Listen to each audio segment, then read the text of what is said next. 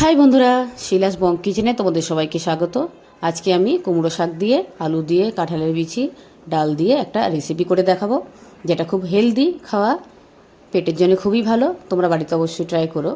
এখানে আমি একটা কড়াই বসিয়ে নিয়েছিলাম।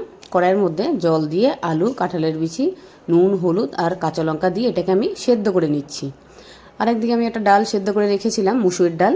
সেই ডালটা আমি এখন দিয়ে দিচ্ছি।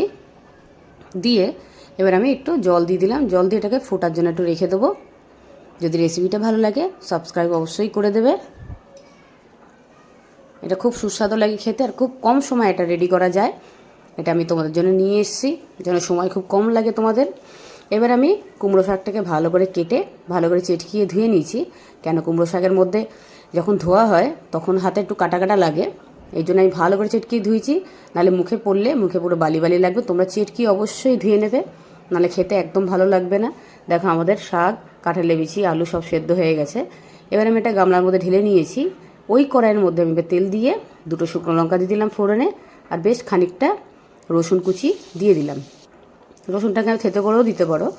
এর মধ্যে কালো জিরেও দিলে ভালো লাগে, কিন্তু কালো জিরে আমার কাছে ছিল না। তোমরা দিলেও পারো, না দিলেও পারো, ওটা অপশনাল। এবার আমি শাকটাকে ঢেলে দিলাম। দেখো আমাদের রেসিপি একদম রেডি। খুব সুস্বাদু খেতে। বাড়িতে অবশ্যই ট্রাই করবে। যদি ভালো লেগে থাকে লাইক, শেয়ার, কমেন্ট অবশ্যই করবে। এবার আমি একটা গামলার মধ্যে এটাকে ঢেলে নেব। সাবস্ক্রাইবটা কিন্তু করতে একদম ভুলবে না।